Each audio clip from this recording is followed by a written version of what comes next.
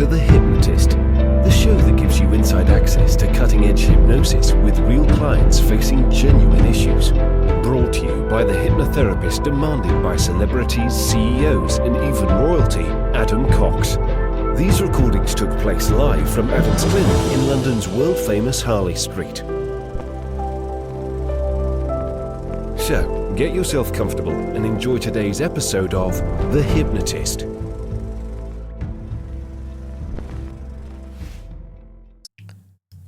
Hi, it's Adam here, and this is not a usual hypnosis recording from me. It's not a usual podcast episode.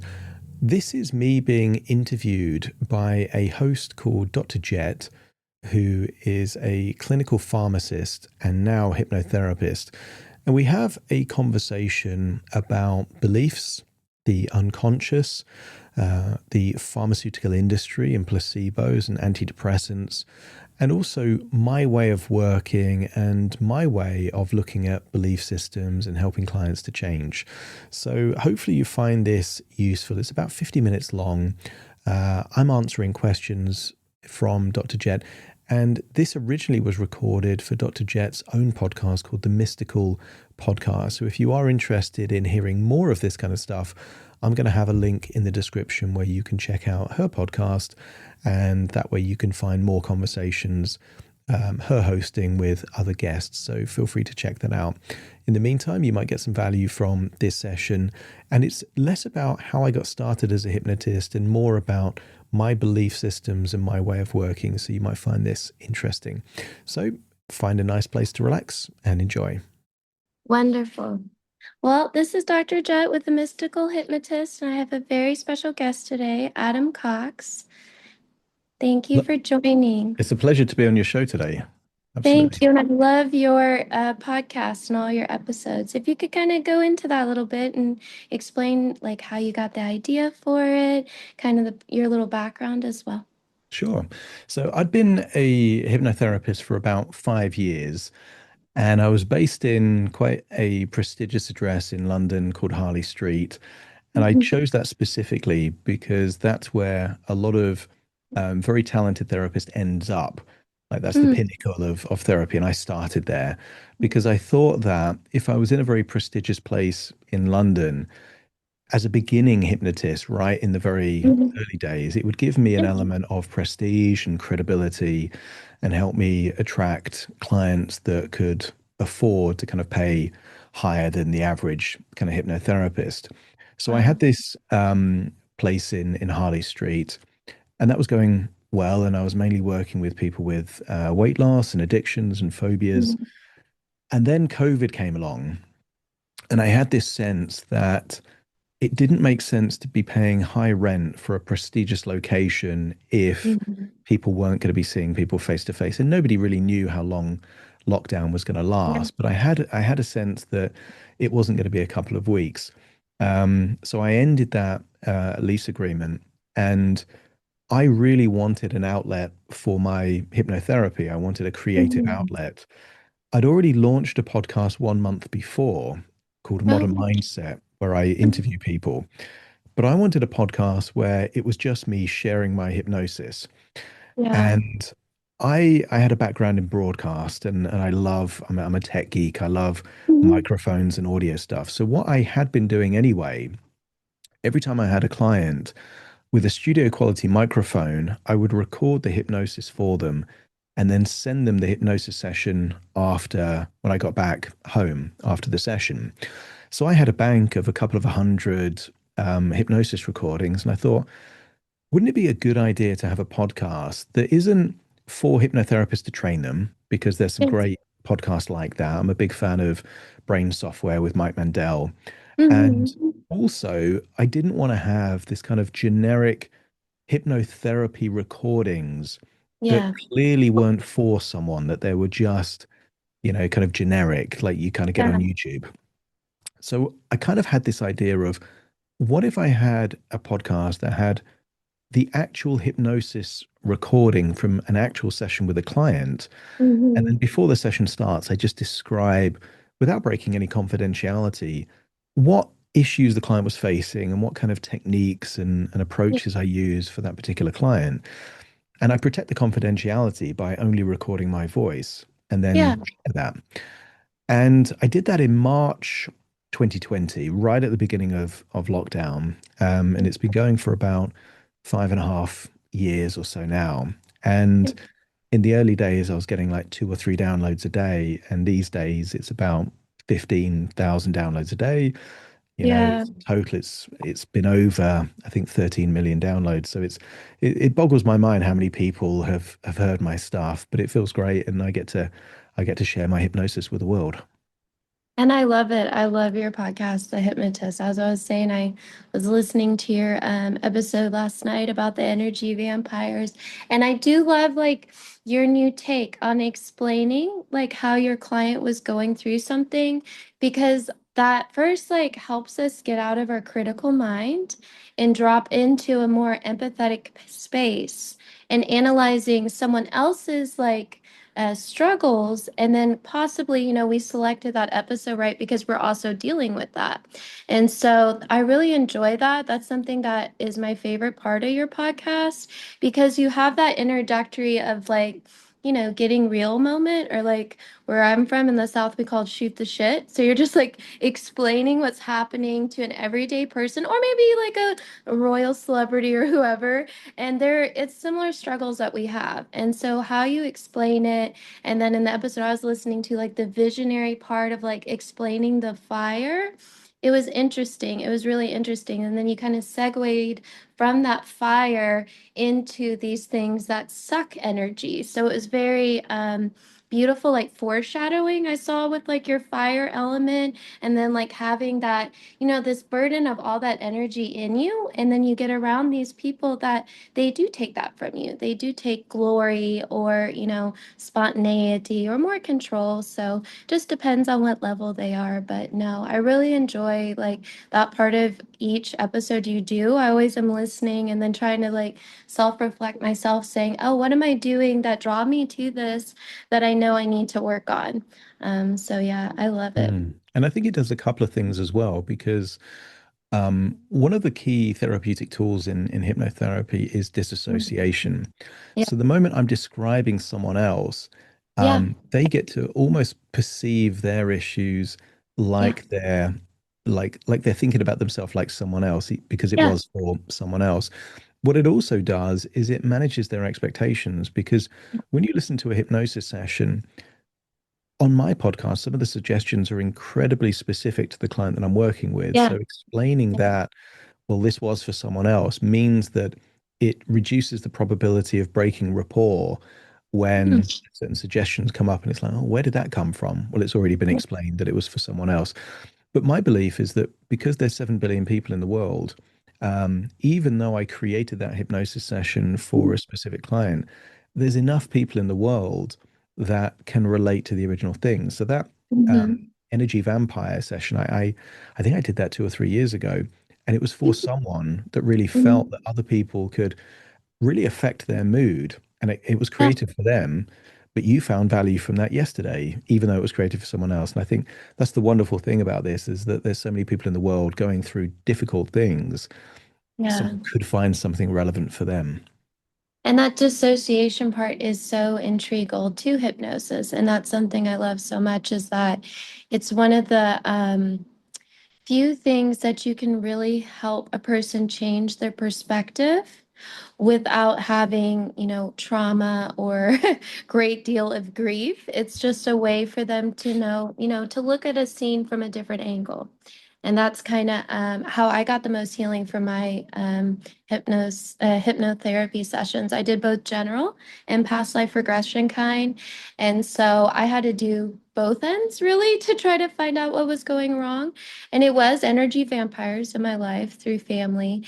And I had found what I'd always known. And so I'd always known this story growing up, that my sister had been hurt and something had happened. But the perspective I had learned was she was crazy. And so Mm. as I learned through hypnotherapy to take a different perspective of my life and what I was subjected to, I learned that my sister wasn't crazy.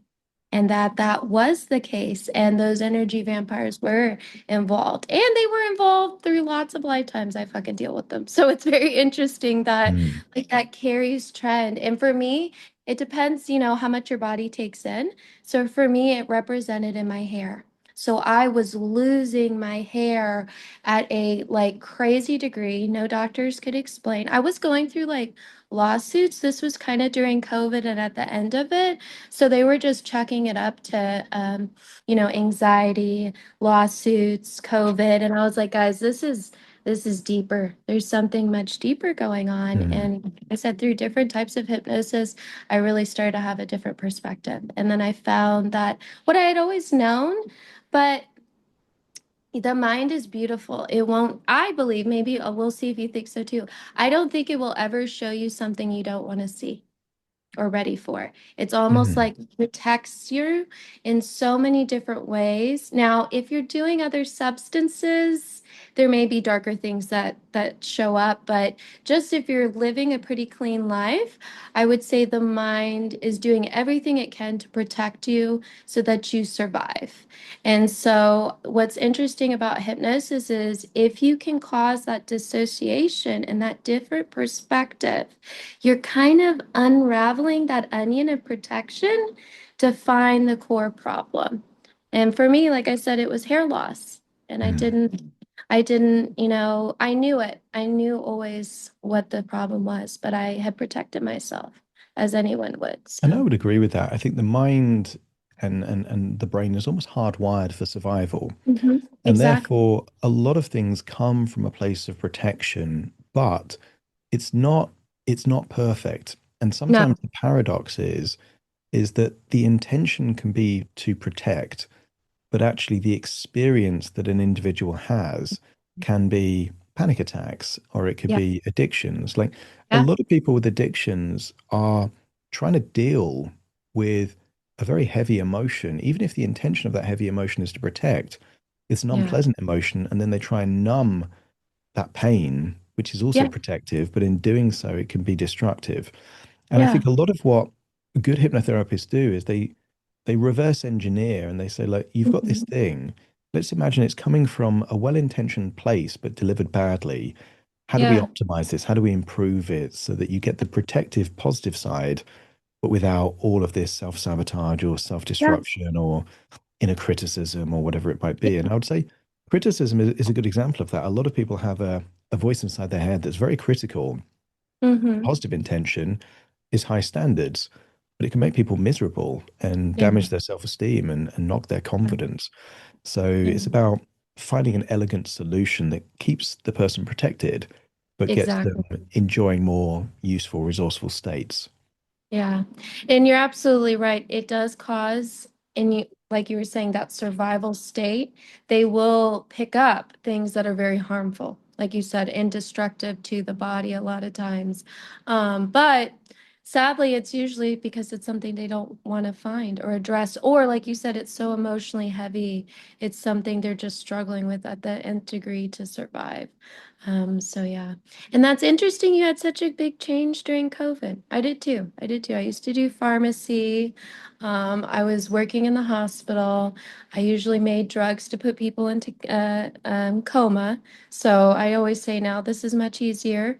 I don't do anesthesia. I don't, it's not amnesia. It's just like you said, kind of reworking different brain pathways and Mm. finding out the different ways to help someone, whether it's through, you know, different limiting beliefs or different ways to rewire what they're working on. So yeah.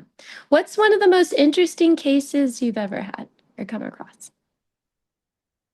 One of the most interesting ones, and it's a rare one, but there was a school teacher, an English school teacher that Hmm.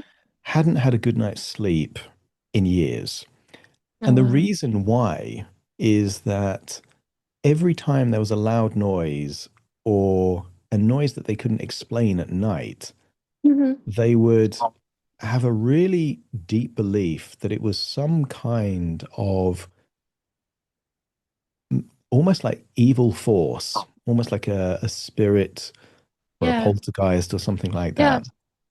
And it was a very interesting pattern because they would hear a noise, and it might be like a fox knocking over a dustbin outside or some kind of clatter or the wind. Yeah. They'd wake up, and if they couldn't find a very clear explanation quickly, they would come to the conclusion that it was this evil force. And then obviously that's going to make someone feel unsafe. That's going to have lots of adrenaline and cortisol, not the kind of neurotransmitters that are useful for sleeping. And it would mess up their sleep. And this was happening for ages. Wow. And it came from them as a child, about 8 years old, watching a documentary about poltergeists. But it was one of those documentaries, on like the Discovery Channel, they'll have these kind of things like UFOs, but it's kind of like Mhm. as if it's real, and they'll have like talking heads and experts and all of this. So this child, very vulnerable, saw this Mhm. documentary about poltergeists, and it's like, wow, they're real. He formed that Mhm. belief in that moment. That was the point of inception, and it was ruining his sleep because, again, going back to protection, the unconscious was trying to protect them Yeah. from evil, from harm, Yeah. even Yeah. though intellectually and logically they were an intelligent teacher. They knew that poltergeists didn't exist, Yeah. but the belief was, and the body was acting as if they were. And in just 2 or 3 sessions, what I did is I leveraged the pre-existing belief that the body Mhm. is acting, that a noise that couldn't be explained has to be an invisible entity that is Mhm. malicious. Why couldn't it be an invisible entity that is protective? So we kind of turned these poltergeists into guardian angels. Yes. And in the third session, like he was kind of like tearful. He was like, I've slept. I've had a good night's Yeah. sleep for the first time in ages. So I would say that's an unusual client. Most clients don't have such, kind of Yeah. um, unusual beliefs, but it was an unusual belief that was disempowering. And one of my belief systems is that I don't care if beliefs are true or not. I care if they're useful or not. And it's Yeah. useful to believe that noises that you can't explain mean danger. It's not useful to believe that, but if you do, that would Yeah. explain why you're not sleeping well. Yeah. And as a result of that, messing up your sleep. One quick change of that belief and a reframe, he was sleeping Mhm. fine. And I think that's the wonderful thing about hypnotherapy is that people can Yeah. struggle for years. This guy was taking sleeping tablets, melatonin supplements, Yeah. antidepressants, like everything. But none of these Work. doctors, GPs, pharmacists were figuring out where's it all coming from? Why are you feeling this Yes. level of anxiety at night?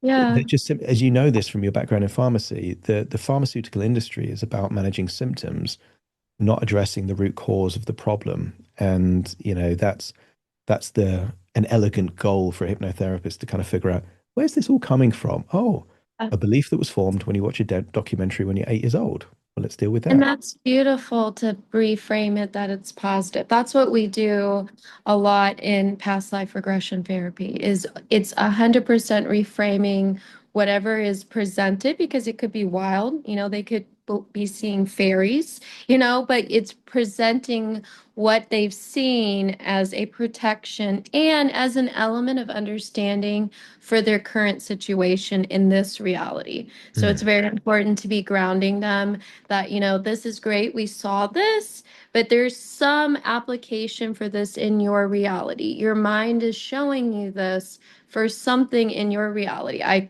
don't know why. I wouldn't understand why you're seeing that, but it's different for everyone. But yeah, it's very important to reground them in that. And then, like you said, show it as a positive. But belief systems are the hardest.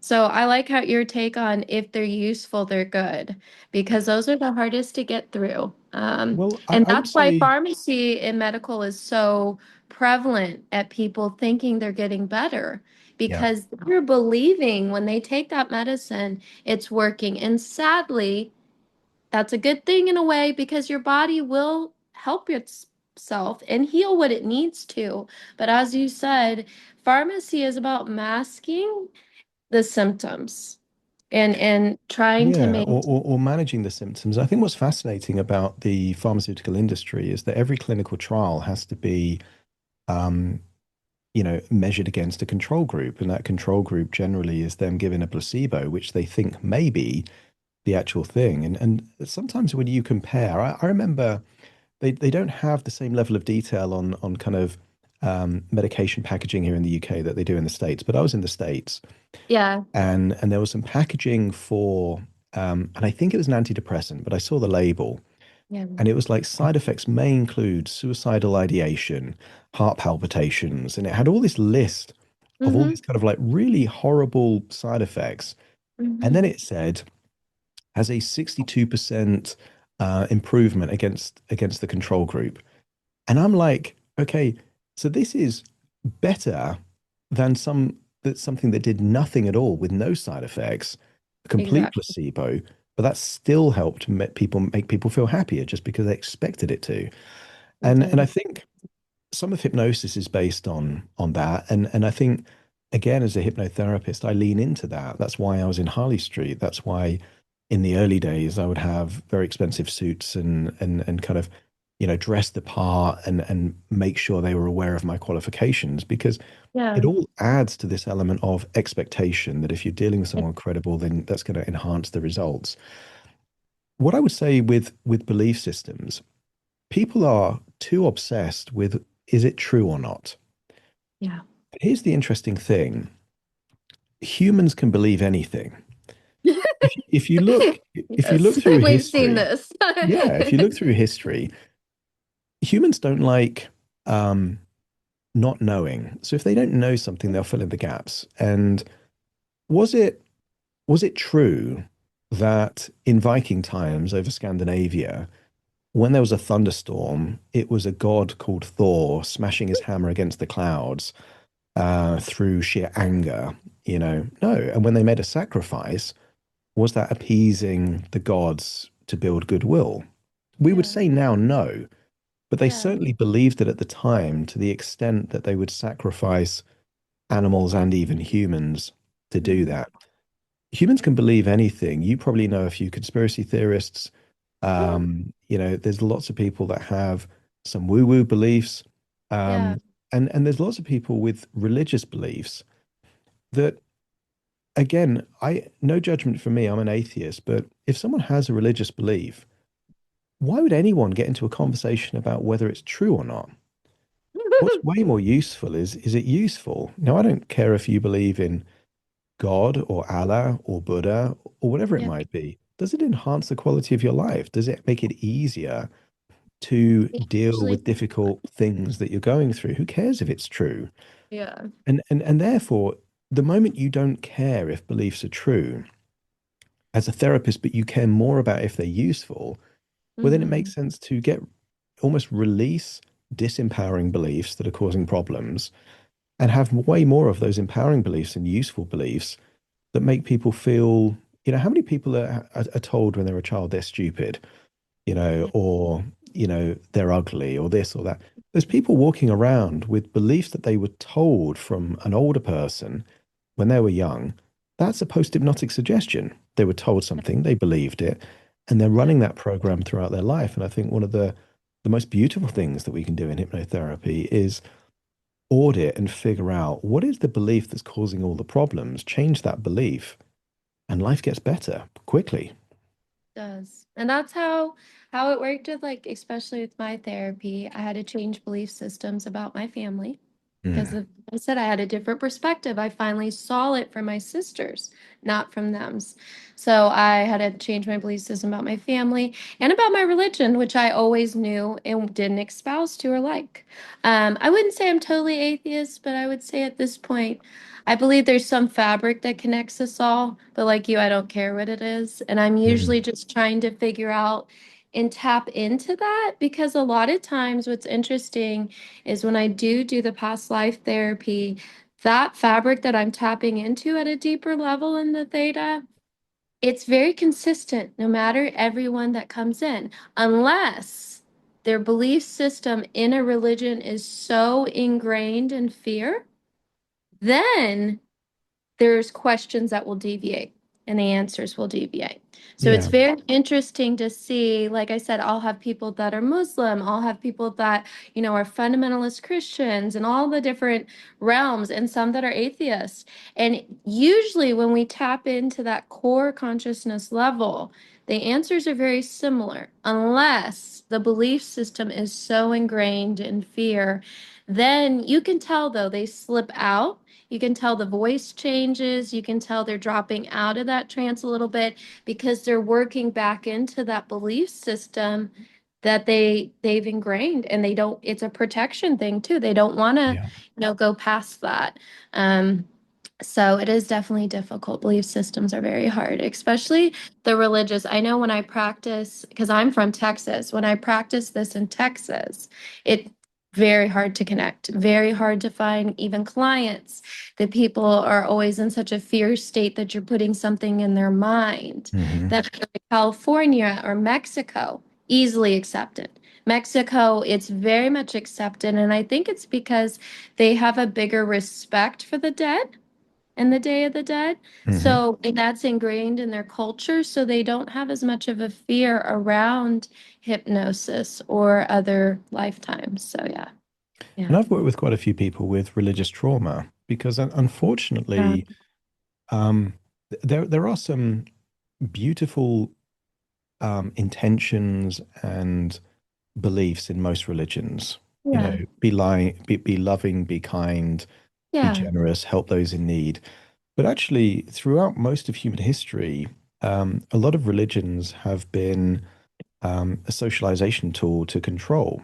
And a lot of, I was raised as a Catholic, you know, when you've got things that are linked a lot to guilt or shame or Yeah. judgment and fear, like the phrase God-fearing is seen as a quality in certain cultures Mhm. and countries, Yeah. you know, to fear God. And it's kind of like, well, that means that they are an imposing, you know, kind of vengeful force. And in the Old Testament, God certainly was, you know, like that. So unfortunately, I've worked with people that, as a result of very strict religious upbringings, there is a lot of shame and there is sometimes a lot of very intrusive thoughts and very critical, judgmental thoughts because it came from a place where they believed that, well, doing certain things is wrong.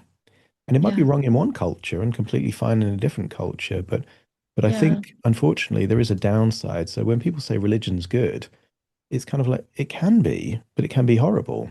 I Yeah. mean, the Catholic Church is responsible for huge amounts of abuse and, you know, kind of horrible things. And it's kind of like, well, you can't say that's religion. You can say that's the people that were religious. But unfortunately, it was used to justify certain behaviors. And I think, again, hypnotherapy can be quite good to sometimes untangle some of Yeah. those, you know, beliefs that were ingrained.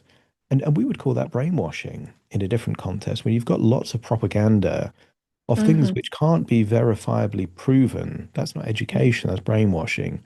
Yeah. Um, and again, if you brainwash people into believing that they're talented, you know, that they're capable, that they can make a difference in the world, that's kind of brainwashing. I think is quite good. You know, I think most parents want to kind of brainwash their children to kind of feel that way. But if the brainwashing is, you know, that you're useless or that you should feel shame and guilt, you know, and things, unfortunately, that can play out and that can ruin lives. So It yeah, can. but It's, beliefs can be it's tricky because there's a secondary gain often to believing the belief and also a fear of a lot of people that were in cults and then they try and leave the cult. There is this element of their identity is linked to those beliefs. And that if they leave that, who are they as a person? Mhm. You know, and in certain cultures, if you reject a religion, even if it's just certain parts of it, you can be ostracized or you can lose communities and family connections and those kind of things. And I think, you know, it's useful, I think, for anyone if they feel that um, emotions are unpleasant linked to their core religious beliefs. It's worth thinking like, do they serve you? Are they useful? Is it Yeah. enhancing the quality of your life? And if not, change them.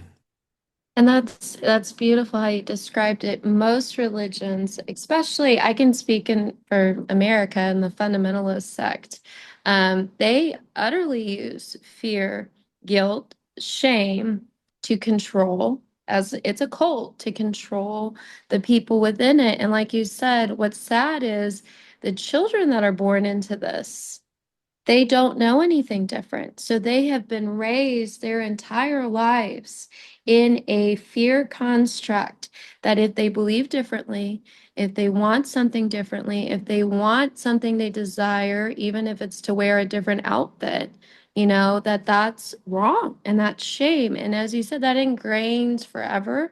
And deconstructing that is very, very difficult. And it requires lots of therapy and help. And what is sad is, at least in America, I think at a grand scale, our political leader has tapped into that. Mm. And that's how they were able to go through the churches. That's how they were able to utilize the flag as symbology, because a lot of the schools that were in these Christian belief systems, and fundamentalists specifically, they used curriculum and taught the children to raise the American flag if they had a question or something. So there was Mm.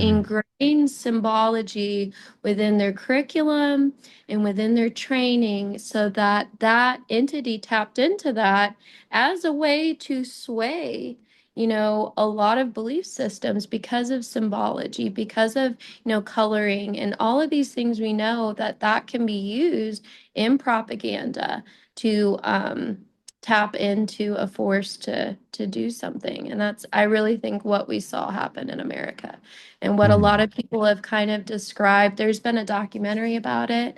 A lot of people are kind of talking about it in different ways, that this was a belief system. This was something that I tapped into to utilize propaganda. And like you said, it doesn't take a lot of things for someone to believe something. They want to. And when you So, have got a belief, then you've got all of these processes like cognitive biases that yeah, reinforce that.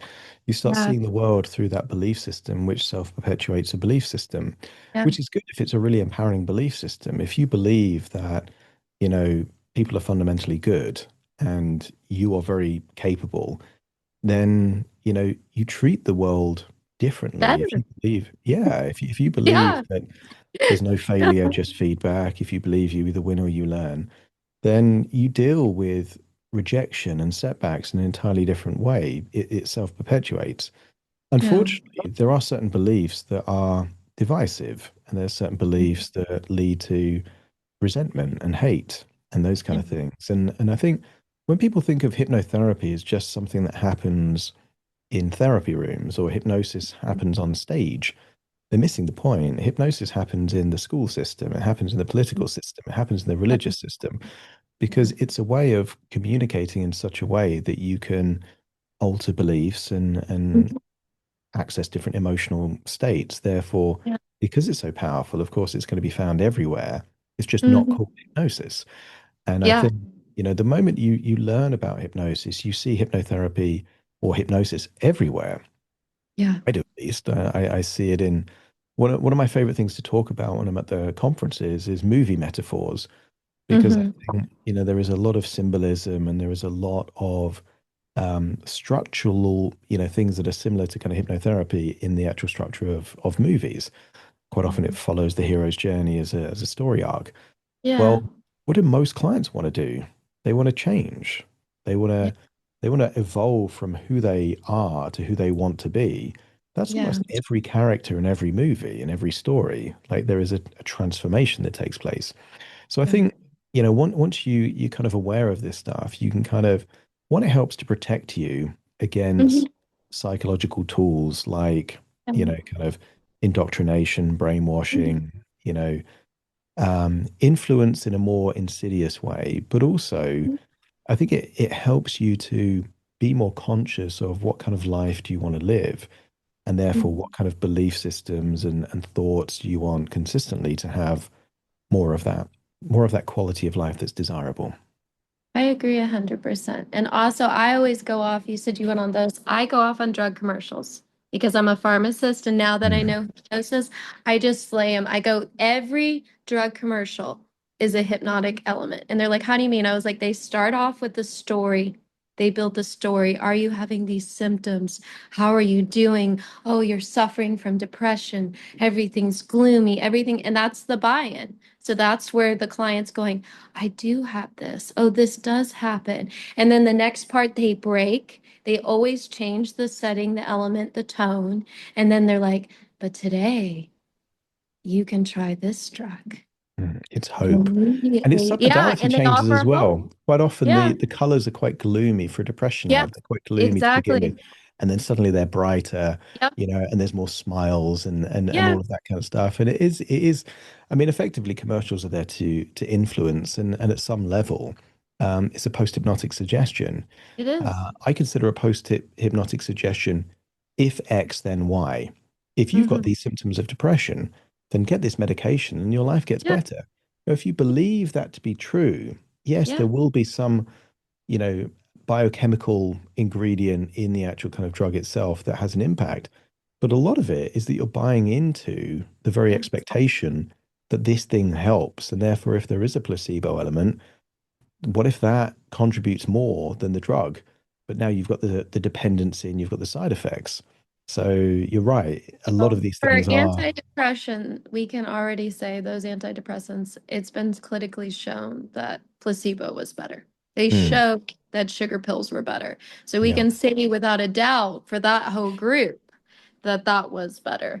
And I mean, it's clear to say, like in America, they have all of that class of drugs has to have a black box warning, meaning as a pharmacist, I have to tell you, you have an increased risk of suicide. And I remember sitting in school learning that and asking my professor, how the fuck can I recommend this? You've got to be kidding me. Like, how can I sit here and give someone who's depressed a drug that is going to make them more depressed? And it does. And I would listen to my patients time and time again tell me, I feel worse. This makes me feel worse. I may have a little more energy, but I feel like that energy could be to do something that would be bad. And Hmm. so it's very interesting how they well and go through all those different ways to make these suggestions and use hypnosis. And it's definitely 100% in healthcare and kind of talking about like your different mindset. I try to explain to everyone now that we're in trance all day.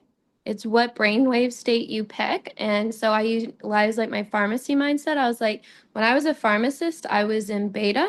I was very critical. I had to be counting by five. I was making chemotherapy. I was making drugs for you to go into a coma. I wasn't painting a picture. I wasn't telling a story. We weren't talking about fairies. And so basically, each mind and each activity that we're trying to do, our brain picks a different brainwave state. And Hmm. it's so much harder for us to get out of that beta critical mind wave state and get into alpha, get into theta, and get into delta. And that's why people are having struggles sleeping. That's why, yes, there's belief systems. Yes, there's, all this trauma, but there's also just the fear thing of they don't remember how to unplug and let Hmm. go and change that brainwave state in the moment where it's like, we've all had that person we know that just doesn't give a fuck. Where, like the world could be going on fire and they're just like, yep, that's it. They're fine. And that's something a lot of us don't have, Hmm. and it's we have to train ourselves to get to that state, into that brainwave state. And that's something that's so nice about hypnosis is if you can just listen like yours. I immediately go into delta when I listen to you. I mean, I don't even get into like baby three, like after your first explanation and I do the dissociation, like 9 times out of 10, I'm fucking gone. And I'm waking up when you're pulling me back up and you're like, and this is the end. And I'm like, oh my God, I don't even know what I did. But Hmm. what's nice is you are so calming and your scripts and how you do it is so nice. I immediately drop into Delta.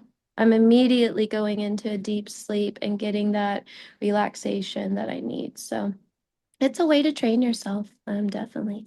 Yeah. And once those neural pathways know how to get into that state, they can get there more often. And Yeah. I think society, is very much accomplish, achieve, do this deadline, this Mhm. problem, and therefore, a lot of people are in that very kind of alert, kind of problem solving Mhm. state. Almost their sympathetic nervous system is kind of vigilant and on guard. And therefore, we'll try sleeping like that. It becomes more more difficult. Try enjoying a vacation when you're in that state, and for some people it takes 2 or 3 days for them to Yeah. kind of switch out of from one state into another state. You can do it in seconds because you've trained and practiced. Other people it can take, they're on a vacation and they're about to return and they're just getting into that kind of state of relaxation. It's like, and it can be frustrating for people, but there are tools out there that enable people to access these states quicker. And that might be meditation for one person, it might be hypnosis for another person, it might be, you know, sound sound baths and flotation tanks for someone else. But Yeah. there's so many ways that people can get to that place.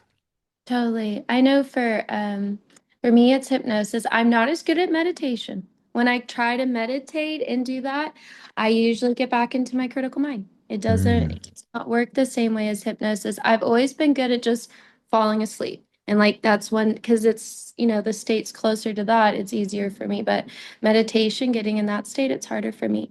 And substances bother me. Like once I stop being a pharmacist, I don't drink coffee now. I don't like it. I don't like being in that brainwave state because it mm, causes the caffeine, along with like a lot of different drugs, like your ADHD meds. They actually keep you in the beta brainwave state. So the whole goal of like Ritalin or even like meth on the street is they're actually causing your brain to be in beta wave state. mm, Same with coffee, same with everything. So it's interesting. Then different substances like cannabis or ayahuasca or mushrooms, how those are working is they're getting you into theta brainwave state. Same with ketamine. Ketamine would also get you to theta and delta.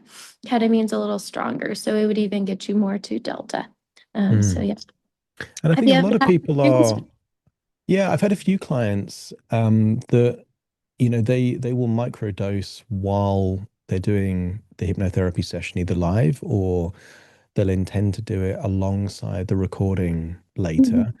And it's because their beliefs or their research tells them that it helps with neuroplasticity, that it helps Mhm. to kind of create new neural pathways. And that's what they want. They don't Yeah, want more of the same. They want something different.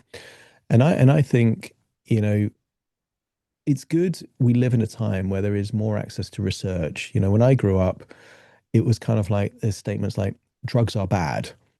And it's yeah, kind of like, that's not very nuanced. Drugs are crucial if you're sick and yeah, there's a particular drug that can help you.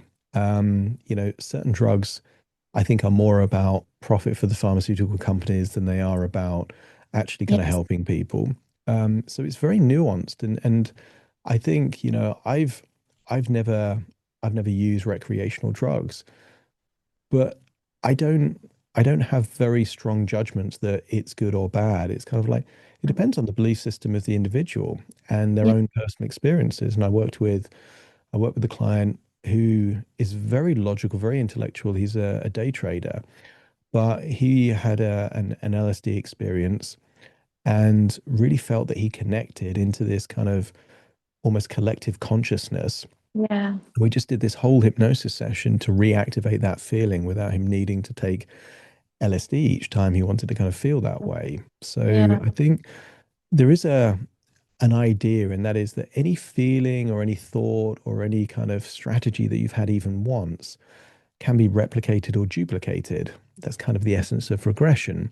So it's kind yeah, of like if people have had, these kind of experiences, then why not create like a virtual equivalent of them? But for some people, they just want the change, and then the microdosing help to kind of feel that they're yeah, enhancing the effects. Obviously, I wouldn't recommend that. What I would say is do your own research if you're a listener listening to this, and figure out what's right for you, and seek the right credible information to make that decision. But from my perspective, I'm a big believer in freedom, and people should do what feels right for them. That may not be right for me. yeah, I'm not going to criticize someone else's behavior or religion, but equally, I'll follow my own things. And I think that's how it should be. And I think we're living in a very polarized time where people are very yes, quick to kind of judge the behavior and values and beliefs of other people. It's kind of like, isn't the point to kind of find your own beliefs and kind of find your own way of living like that? that seems like such an obvious thing, and that just comes from empathy and understanding rather than judgment and criticism. Like why not let others be how they want to be? Yeah, but that's also a different emotional state to be in empathy and understanding versus that. So it's very, there's a different scale for even that. But yeah, but I'm with you. I'm whatever people want to choose as their way to healing, or finding what they need, doing research about it. I've had several clients have lots of help. I usually work with the mushrooms, and they've had lots of help neuroplasticity, rebuilding. I've had clients that have seizures, different things, looking at different ways to help rebuild their brain. So yeah, it's been very beautiful. It's been definitely an aid in sessions. I would say like when I'm regressing them, I usually use it with past life regression. So usually when I do it and they have that with the regression, they set their lights are on more. It's just like the imagery is on Mm, much better for them. And me being a scientist, I've tested it myself, obviously, and I can concur that for me too. That for me, when I go under, I'm not as detailed. Everyone has a different scale of visualization. So some of my clients are like Leonardo da Vinci and like all their little details, and I'm more like a big picture, standing, observing. mm, And so I noticed that when I have utilized them, that I do get more finer detail. I am getting more in tune. And then I feel like afterwards, I'm more aligned and in tune. So I'm more empathetic. I'm more, going outside in nature and just seeing how things are beautiful again. And I'm connecting and just being more happy in the present instead of focusing on what has happened in the past or what I'm worried about in the future. mm, And so for me, I really enjoy that because again, I can look at it from, a clinical perspective as a pharmacist. I'm like, clearly, this is changing something in my wiring, right? At a molecular level, where I'm getting out of this anxious, getting out of this survival sympathetic overload, and that I'm really focusing on the now. I'm focusing on like what I can control. And then, being more appreciative of the world around you. That's a great side effect. That's better than, erectile dysfunction, thyroid cancer, high blood pressure. So I'm just like, as a clinical person, I'm like, if the side effect of having these things, and especially more the natural medicine, is more empathy and love and understanding, and like you said, not caring what the other people are doing or their beliefs or that, I mean, then that's a good side effect. That's mm. that's a good outcome for it. So yeah, but all of them have different side effects. Ketamine is definitely more. It's because it's a drug that actually can be used to put people in a coma, like on ventilators. So always on that one, I recommend that one a little less than more natural substances. But it is approved for depression, and I have used it in depression, and it's amazing. In fact, when I was a student, we would give patients IVs of ketamine, and then they would come to the pharmacy and get the nasal spray, and they had amazing, amazing depression relief. Mm. So that's just something I love to hear. But we also lost our buddy from Friends. So I was like, we also lost him. So I was like, ketamine has its downsides. And it was actually a drug that was taken a lot in the hospitals and abused. So it's kind Yeah, of has. And most people don't realize, did you know ketamine was a horse tranquilizer? I did. I did. Okay, In good. Then fact, you knew. Yeah, some people don't know in the about that. UK, for years, like the media, whenever they said like, oh, someone's using ketamine, Yeah. ketamine, the horse tranquilizer, like Yeah. they Okay, would always good. prefix it with that. And obviously it has lots of different, kind of applications Yeah, and kind of use cases. But yeah, in the British media, they would always use that. prefix it with, Good. yeah, horse tranquilizer.